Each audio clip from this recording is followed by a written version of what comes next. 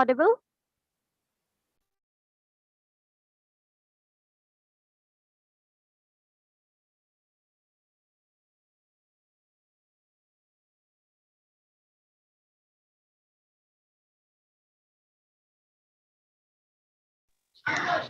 Welcome you all in this beautiful, beautiful platform of IPD.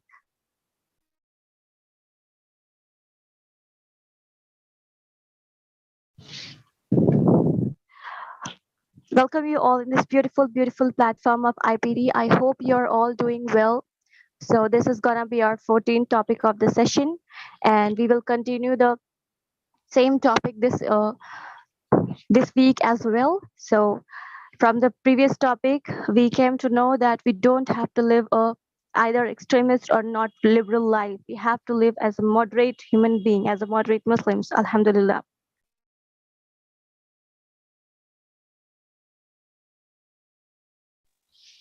So hope you all are doing well, and let's start.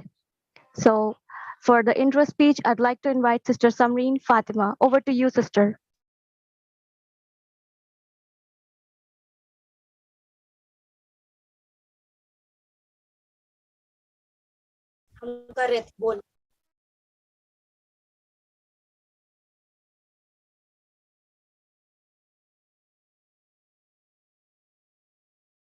फिर से वही मत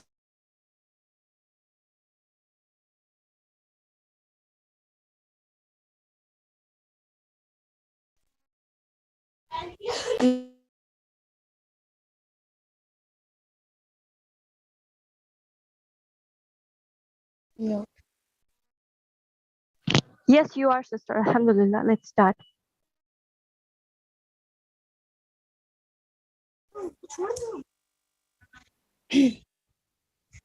رب اشرح لي صدري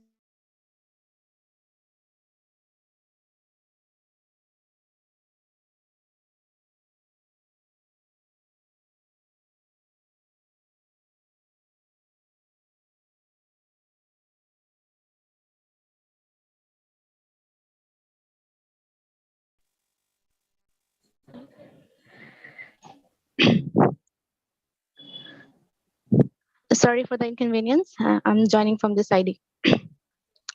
رب اشرح لي صدري ويسر لي أمري واحلل عقدة من لساني يفقهوا قولي بسم الله الرحمن الرحيم السلام عليكم ورحمة الله وبركاته. A very warm welcome to all the brothers and sisters. Today we are here again for an amazing session of IPD. We are blessed to be together in this amazing journey. So, we'll be continuing the same topic that we had last week, which is moderation. In the last session, we got to know that how important it is to have a moderation in every aspect of our life, being a Muslim. And we have to balance our deen and dunya. Though deen must be our priority, but at the same time, we shouldn't be forgetting our part in this world as well. We also got to know in the light of the hadith that even the love and the hate need to be done in the moderation. And today we'll be going for the same topic in the further detail from the various aspects. So most importantly, purify your intentions, listen attentively, get a notebook with you, and try to make the most of it by staying active so that every minute that you spend here is beneficial for you. So without much delay, I'd like to call Brother Wafi to take the charge. Assalamu alaikum wa rahmatullahi wa barakatuh.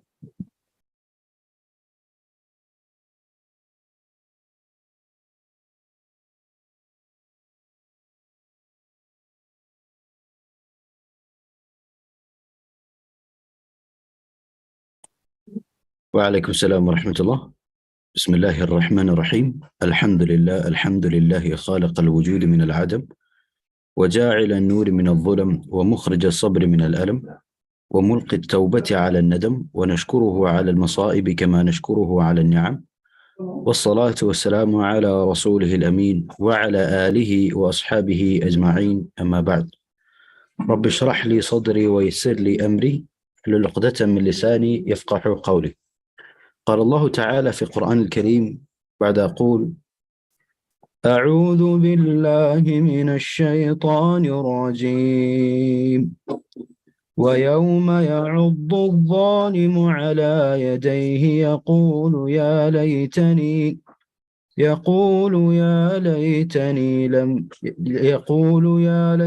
اتخذت مع الرسول سبيلا يا ويلتى ليتني لم أتخذ فلانا خليلا لقد أضلني عن الذكر بعد إذ جاءني وكان الشيطان للإنسان خذولا وقال الرسول يا رب إن قوم اتخذوا هذا القرآن مهجورا صدق الله العلي العظيم وبلغ رسوله الكريم ونحن على ذلكم الشاهدين. Today inshallah we will be continuing with the topic we were having in the last session. And the topic we discussed in the last session was about moderation. Am I audible? Can everyone hear me?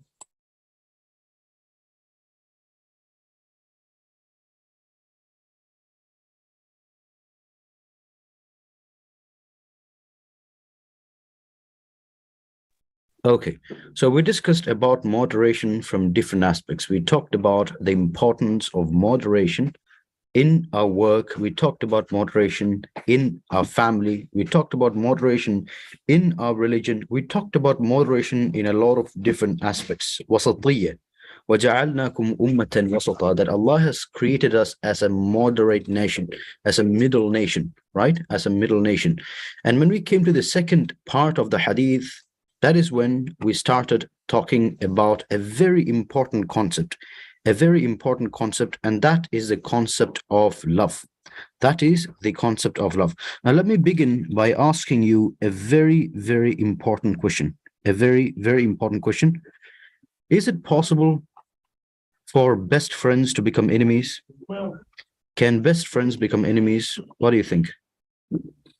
Can best friends become enemies? You know, that friend that you were really close to, that you really shared, all of your secrets, you shared everything, with each other. But do you think it's possible for these friends to become enemies? It is very possible. And in my own life, I've seen, a lot of such cases, in the counseling setting itself, where in which close friends, they were very close, so much so that they even, had business relationships. They would trust each other very blindly with regards to, business. And finally, what happened, the one friend who he really trusted, he cheated. He cheated and took away maybe, $500,000 or $1 million, and he, just escaped with the money. Like, there are a lot of such cases. And it's really, really sad. It's really, really sad. Now, on this base, we're going to be continuing with the hadith. The second part of the hadith is this. And when I'm reading it, read it along with me. And after you complete reading, say yes in the chat. Love the one whom you love to a certain degree or moderately. Perhaps one day he will be someone for whom you have hatred. And hate the one whom you have hatred to a certain degree moderately. Perhaps one day he will be one whom you love. After you have read it, say yes in the chat. After you have read it, say yes in the chat. Now, this is very, very important. This is very, very important. The topic we are covering, it's about love. It's about love. And love is really, really precious. It's really, really powerful. It's really, really strong. It's really, really strong. That is exactly why when we look into the Islamic jurisprudence, the Islamic penal code, we clearly see that there's a lot of rules and regulations when it comes to this particular aspect. That is why in Islam, even in intergender interaction, that is why we have really, really strong rules. When we study maqasid al-shar'iyya, when we, look at the objectives of law, one of the objectives of, having clear-cut intergender boundaries is so that we can keep this emotion intact and channel it in a legal, moral, and beautiful fashion, in a beautiful manner. Subhanallah. When we look into the societies, the different societies across the world, the society that is having the most problem with this emotion is the same society that has no boundaries. that has no boundaries. Like very easily, when we just have a look at the United States of America, and if you look at the amount of divorces that are happening, the amount of extramarital, divorces that are happening, cases that are happening. If you look at the cases of fornication that is there, subhanallah, it's just really prevalent. It is really, really prevalent. It is almost impossible for you to have an intact society that values love unless you have the same society valuing the boundaries that comes along with it. True or false? True or false? What do you think? If you think true, say T. If you think false, say F. Now, this is why it's really important. Even when we, study marital psychology, when you study about human relationships, you see that the marital, relationships were in which like there are no boundaries, where in which the husband and wife, they don't even follow any values. And, the husband allows the wife to, go out with anyone, and the, wife allows husband to go out with anyone. Do you think that kind of a marriage is going to sustain? It is not going to sustain. It is not going to sustain. Like, it's very, very hard for such a kind of relation to sustain. That is why in the liberal paradigm, we have a lot of divorces. That is one of the reasons. That is certainly one of the reasons. And at the same time, even in marriage, don't love anyone too much that you go overboard. Now, what does this mean? Like, some people will get confused by even hearing this. They'll ask, like, what are you saying? We're not supposed to love our husband? Are you supposed to love your husband so much so that you forget everything else? Are you supposed to love your husband that you forget everything else in life? SubhanAllah, no, you're not supposed to do that. You're not supposed to do that. Are you supposed to love your wife so that, you forget everything else in your life? Like, she becomes the center of your life, the center of your focus, the center of your attention, and you give no priority to anything else? Is that how it's supposed to be? No, absolutely no. There should be a balance. There should be a moderation. There should be a moderation, right? Because otherwise it'll just turn toxic. It'll turn toxic, right? And a lot of these different dynamics, can be seen in a lot of different marriages, And at the same time, if the relationship becomes toxic, all right, if the relationship becomes toxic, you will never be able to leave, because you have already channeled a lot of emotion, a lot of love to that one person, that you have become so dependent upon them. They have dependent upon them. Yet, all right, is there any voice related problem? Can you hear me clearly?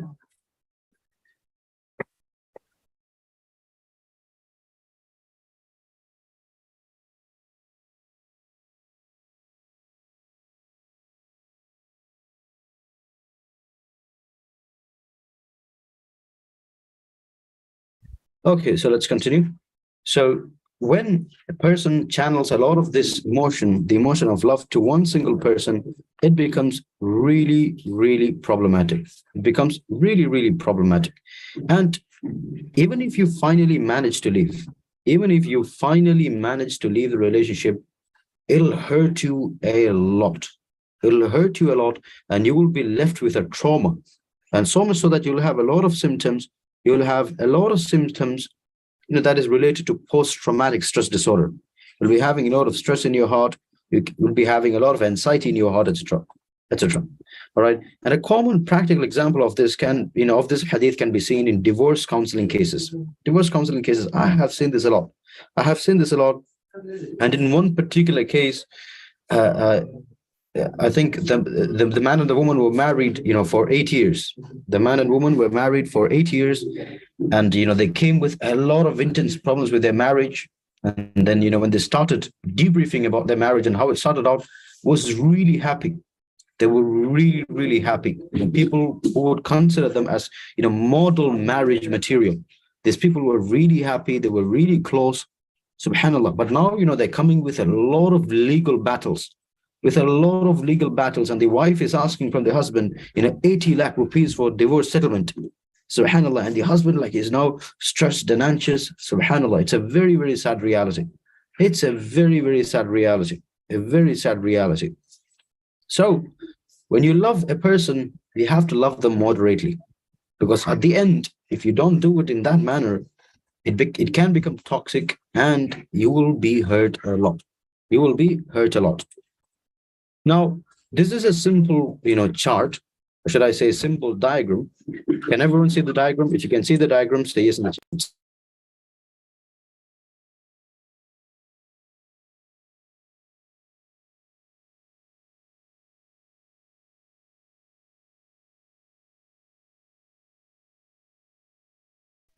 Okay, just observe the diagram. At the top, you have who? At the top vertex of the triangle, you have who? You have who? At the top of the diagram, or the top vertex of the triangle, you have Allah subhanahu wa ta'ala. You have Allah subhanahu wa ta'ala.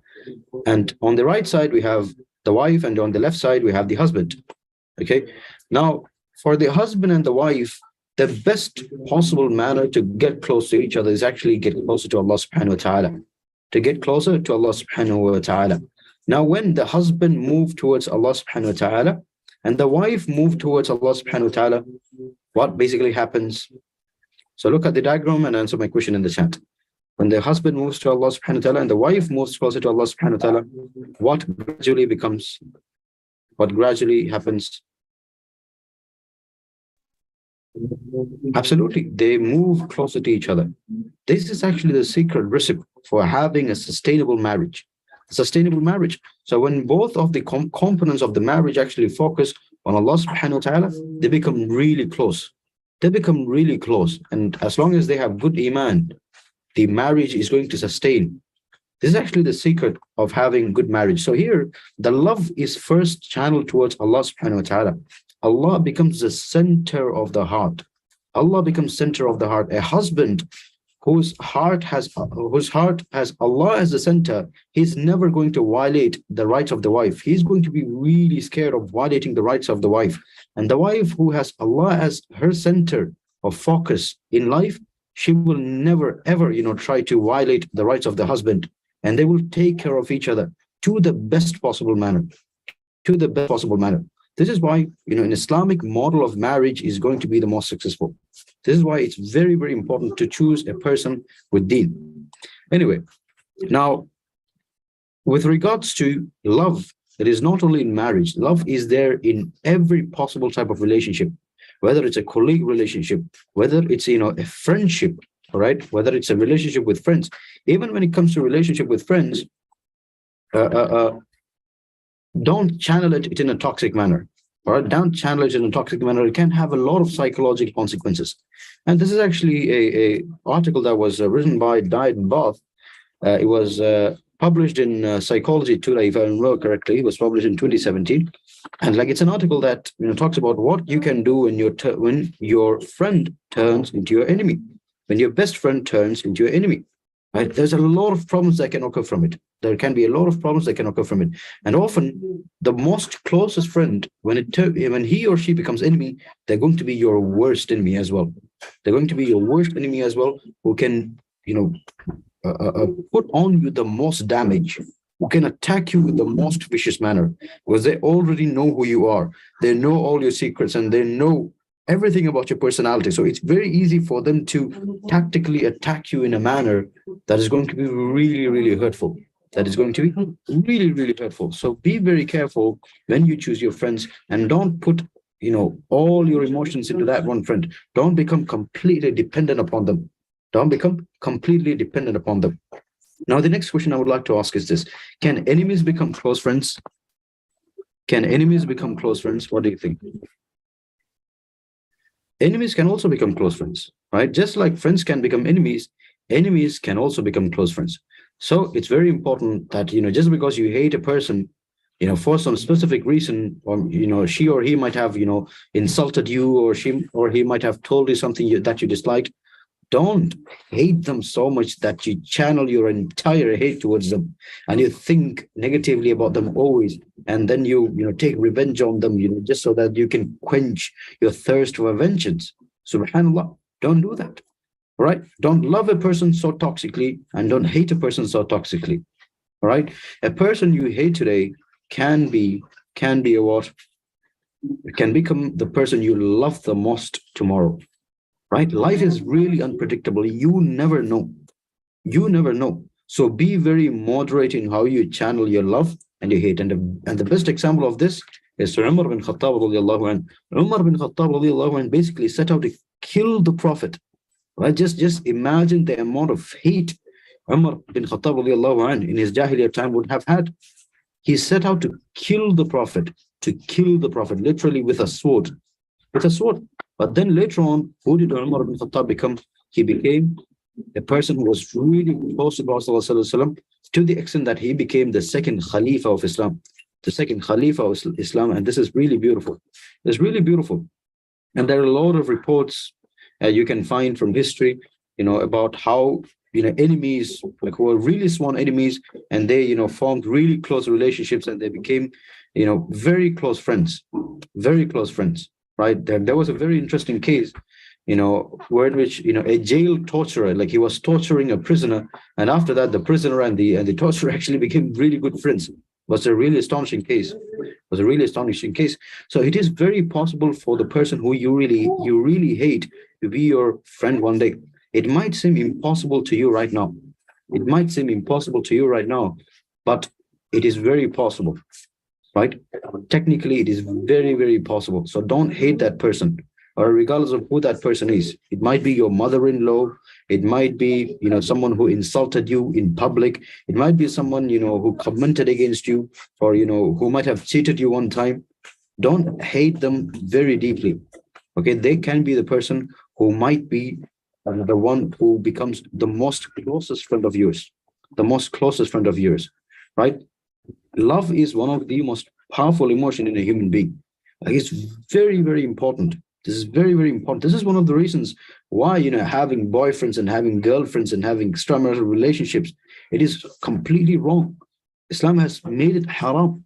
This is very, very important. If you go to that path, you are going to be destroyed. It is going to destroy you. There is no doubt with regards to it. And hundreds of cases can be seen in the field of counseling psychology. So if love is channeled in an extreme or haram way, regret is definitely guaranteed. So always have Allah at the center of your heart. All other love should actually develop from this. All other love should come after this. All other love should grow from this. When that happens, love is going to be really beautiful, and you're really going to enjoy your life. You're going to be truly happy in your life. And the people or the society that does not follow this code, like, we can clearly see its effects in them. If you look into the Western hookup culture, which actually developed after the development of liberal influence in the society, like, we clearly see how messed up it has become. It clearly, it's very visible how messed up it has become, right? By the time a person gets married, their hearts have already become completely disgutted and destroyed and disillusioned. After years of heartbreaks and relationships, having a lot of relationships, it has become completely void of emotion. It has become so cold, and it has become so broken, so much so that it becomes very hard for them to maintain a marital relationship. And this is one of the reasons why divorce cases are really, really increasing. So you need to channel this emotion in a very clear and halal manner. If not, it will destroy you without a shadow of a doubt. Subhanallah. Now, Umar radiallahu anhu actually said something very, very important. He said, don't love or hate like a child. Now, can anyone tell me what it means? Don't love or hate like a child. How does a child love or hate?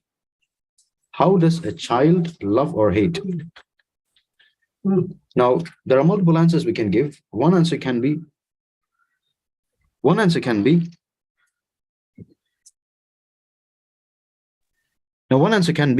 positive, and the other can be negative. From a positive perspective, we can say a child's love, it's pure, it's innocent, it's naive, etc. Right? Etc. From a negative perspective, we can say that a child loves blindly. Imagine a person like who's a creep. He comes and he gives the child a lollipop. The child is going to love them. Right? So when we love or hate like a child, it can be really problematic. Now, that is not only the one negative. The other negative is it's very impulsive. Child loves and hates very impulsively. Let me give you an example. Let me give you an example.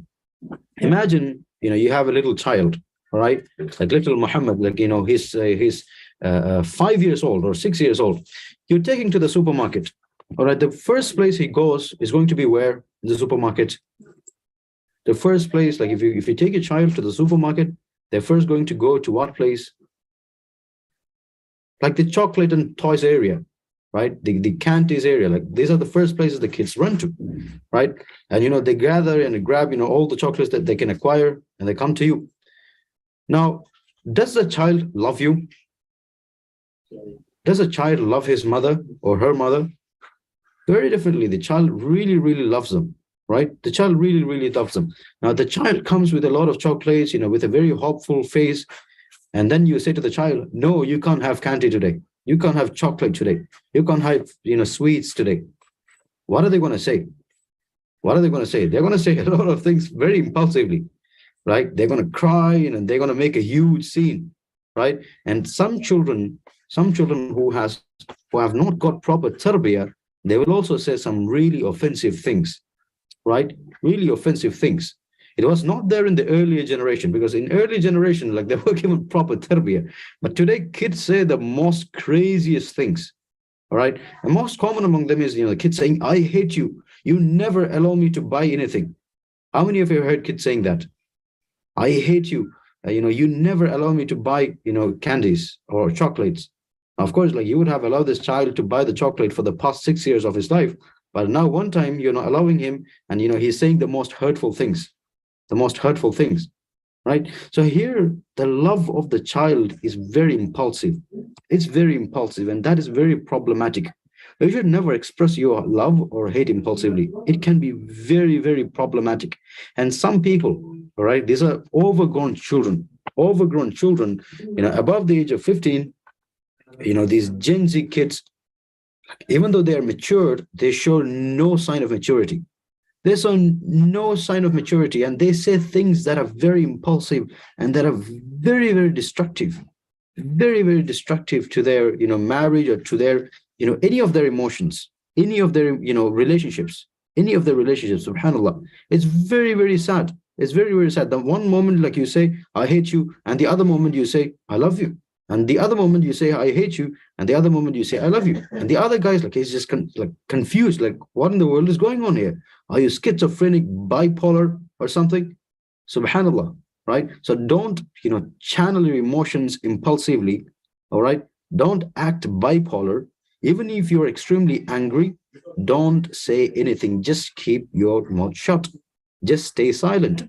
Staying silent is a very unique skill. If you master that skill, you can actually save yourself from a lot of troubles. You can save yourself from a lot of troubles. Let me guarantee you this. Let me guarantee you this. All right. And impulsive words can actually really destroy your relationships permanently, really permanently. Subhanallah. Subhanallah. And, from the counseling experience in the field of marital psychology, like the one thing that I've particularly seen was the words, that are said during conflicts. It might be little words, maybe 2 or 3 words, but it can literally destroy 10 years of your marriage completely. Even if you try to mend it, even if you try to repair it, the damage would have become permanent. The damage would have become permanent, right? For example, there's a conflict between the husband and the wife says, I hate you. I shouldn't have married you. You are this and that. You're this and that. And it really, really, causes a lot of problems in the marriage. Even if after 2 months or 3 months, you might have forgotten about the experience. You might have forgotten about the experience. But the other person, do you think they're going to remember it or forget it? Are they going to remember it, or are they going to forget it? They're certainly going to remember it. They're certainly going to remember it. So you need to be really, really careful. Absolutely careful, especially if you're talking to women. And I was speaking in terms of gender psychology. Men might forget certain things, after, a few months, but women really don't forget. So this is my advice to men. When you are angry, just shut your mouth. Don't say a word. All right, don't say a word. And I'm saying this in light of a recent case that came in, and the people here, the two people here, they might really understand what I'm saying. All right, just shut your mouth when you are angry. Don't say a word. Don't say a word, right? You might be really angry, and if you say some impulsive things to your wife, and you might forget it the next day, but your wife, she is definitely going to remember it. She's definitely going to remember it. And a lot of husbands really don't think about it. They really don't think about it. Even after 10 years, they will remember it. A very funny, specific, counseling case was both of them, they came for the counseling, and the husband, said like she's having such and such a problem, and the wife is saying before 10 years, in 2010, on March 16th, on an afternoon, morning, while we were, eating from there, you said so and so.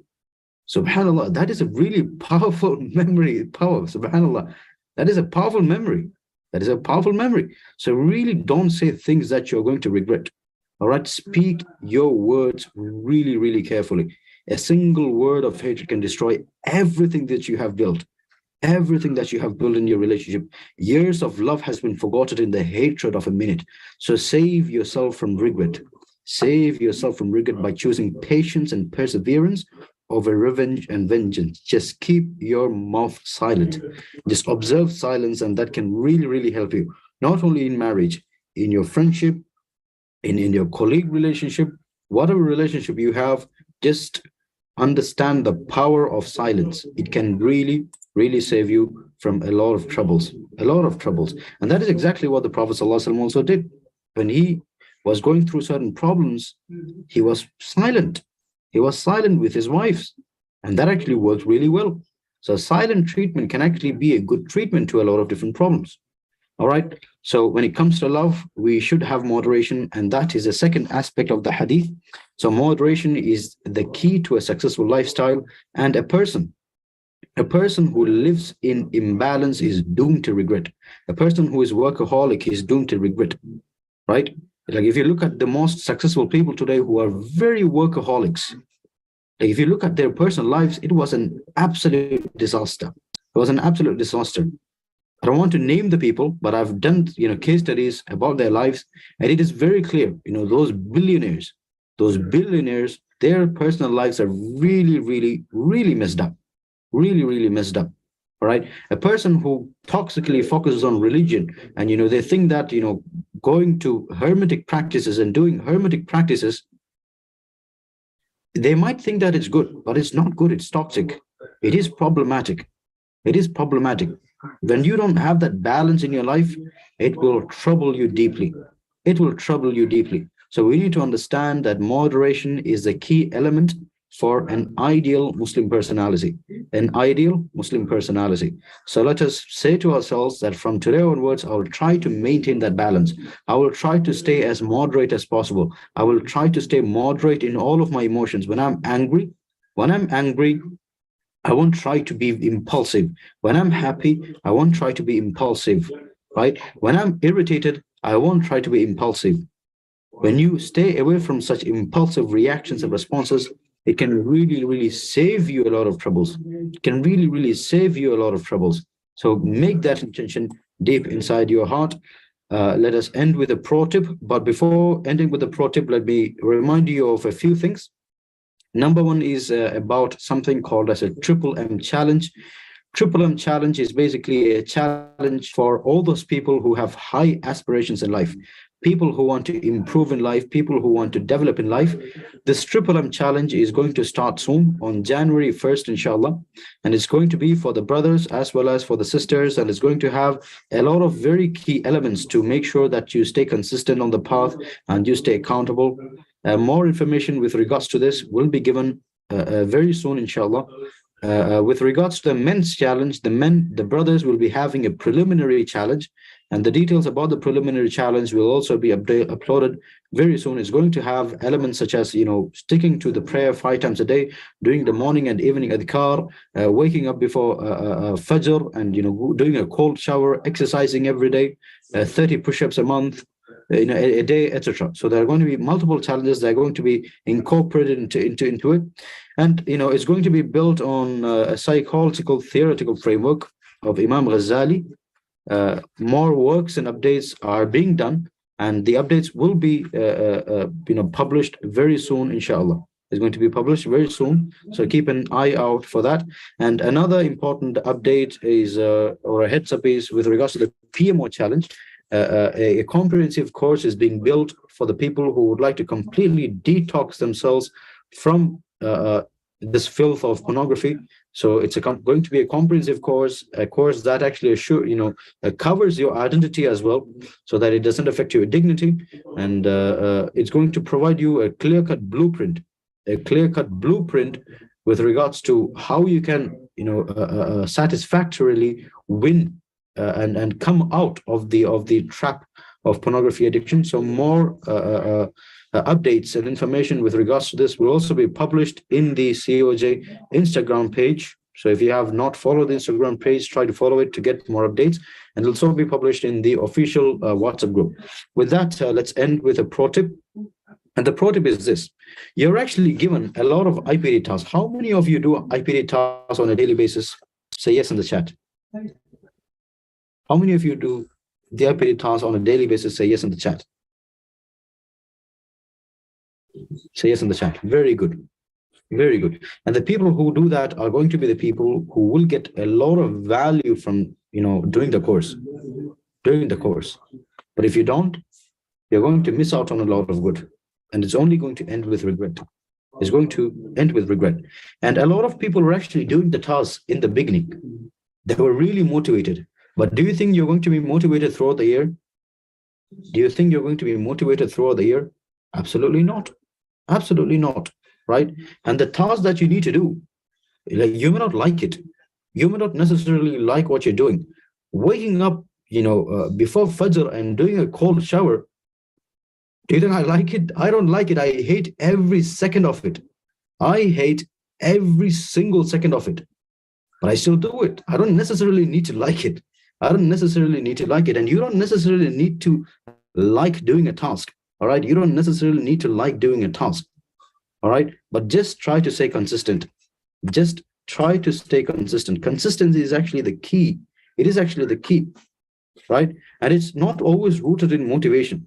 And sometimes if you feel very demotivated to do a particular task, just search up the benefits of doing it.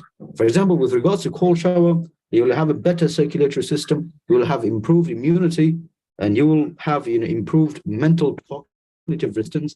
You'll have a clear-cut focus. There are a lot of benefits. Right? So look at the benefits of the task that you are doing and then stay consistent on it. Don't depend upon motivation. The people who depend upon motivation are losers. Literally, they're losers, because they will start on a lot of different projects. They will start on a lot of different ideas, but they will stop within 1 or 2 weeks or 1 month or 2 months, because motivation is not going to sustain anything. So do it. Do the task even if you don't like it. Do the task even if you feel extremely lazy. Do the task even if you feel extremely demotivated and depressed. Still try to stick to the task. Your mind is going to give you 100, 1,000, 100,000, a million, a billion, a trillion excuses from doing it. The moment you wake up, your mind is going to drug you with thoughts. Come on, man. Why are you torturing yourself by putting you through this cold water that is coming from the Nile? And, it'll give you a lot of different statistics. Come on, man. Like, if you do it, it's really going to hurt you. It's going to hurt your skin. And you would even think, man, like, where is this information coming from? It's almost like, your brain automatically got connected to Google or something, like giving you different statistics and different information. Like, if you do that, you're going to become a miserable 50% and 69% and 73%. Like, you would hope that if your brain had this much power in the exam hall, it would have been much better.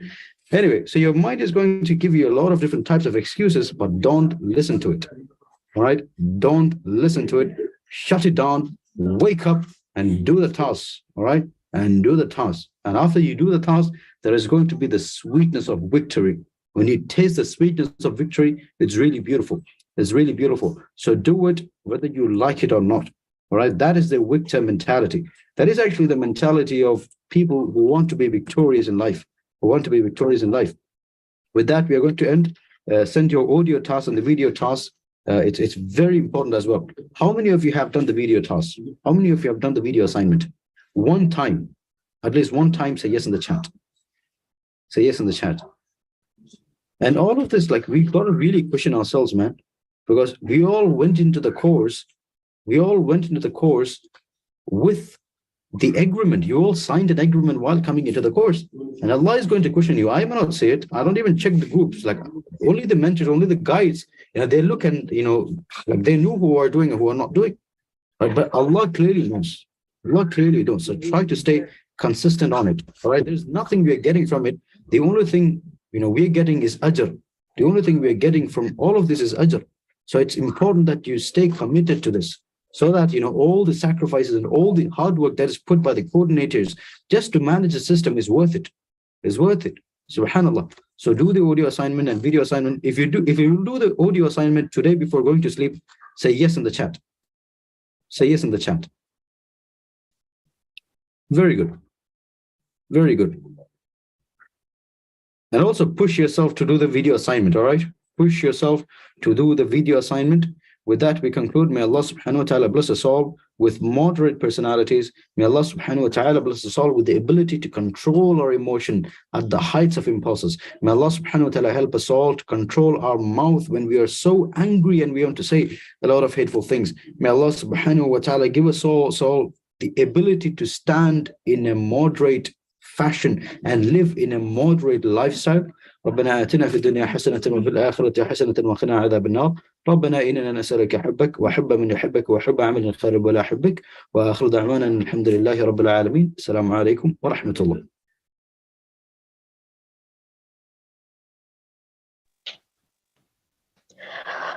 Do moderately, either it is love or hate. Jazakallah khair, Brother Wafi, for this beautiful, beautiful session. Again, we are came to the conclusion. This was a wonderful session that I can't describe it in words. Subhanallah. Don't love anyone too much that you go overboard. Because regret and akhirat is much, much baddest than the regret in this dunya. So for that, for the main conclusion, I'd like to invite Sister. I'd like to conclude. So my sister has some issues, so I'd like to conclude by myself. So as we came to know about the session, that enemies can become friends and friends can also become enemies. Like, love is one of the most powerful emotion in a human being. So we have to take care that don't love it so much. We always have to take Allah at the centers of our heart. Hazrat Umar radiallahu ta'ala anhu said that don't love or hate like a child. If a child hates someone, it hates a lot. If a child loves someone, he or she loves a lot. So we don't have to do it as a human being and as a slave of Allah. Because single word of hater can destroy everything we built. Impulsive words can really destroy our relations, either it is of 10 years or 20 years or 5 months or 6 months, doesn't matter. We have to save ourselves from regret as well, and the moderation is the key to a successful lifestyle. So with that, I'd like to end the session. Jazakallah khair, Brother Wafi, for this beautiful, beautiful session. May Allah reward you. Jazakallah khair, Sister Samreen, for the intro speech. Subhanallahi wa bihamdihi, subhanaka Allahumma wa bihamdika, ashhadu anna la ilaha illa anta, astaghfiruka wa atubu ilayka. Jazakallah khair. Assalamu alaikum wa rahmatullahi wa barakatuh.